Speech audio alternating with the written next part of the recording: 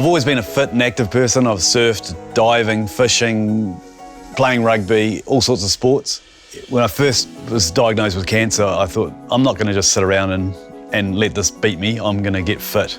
There's no way I could go back to work with an operation that had cut right through my core. There was no muscle in the middle. It was terrible. So at least for 3 to 6 months, I wouldn't be able to do anything. As soon as the scar had healed from the operation, I got in the swimming pool. And then I realised that I could use that for getting fit for surfing. And I was able to plan my surf trip to Samoa. I was one of the lucky ones having the income protection insurance. My month to month was covered, and I was able to spend time with my family, which became the most important thing. I was able to do more enjoyable things, like hang out with my kids. My girls work in an industry where 2 of them where I can see them during the day. We can hang out, we go for lunch, things like that. My youngest one, she likes going fishing. We grab the rods and head off for a fish. And for my partner, Dana, we can spend quality time together. We can organise a nice trip. We can have weekends away. We can go to a nice restaurant on a Wednesday night if we decide to, because there's money there. It's all sort of sorted. The girls know it's sorted, and I'm able to carry on with life and spend good time, quality time with them.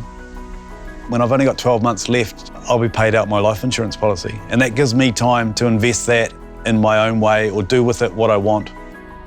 I'm not a material person, but I feel like I need to leave something behind for my girls, and that's the Tora beach property. And building a house on there gives them something concrete, something to say that's Dad's, that now it's ours, we'll look after it.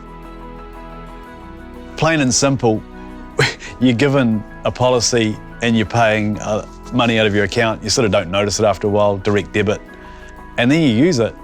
And all of a sudden you realise, how would I have done this without this? How would I have been able to not work, to build my batch, set up my kids for their future?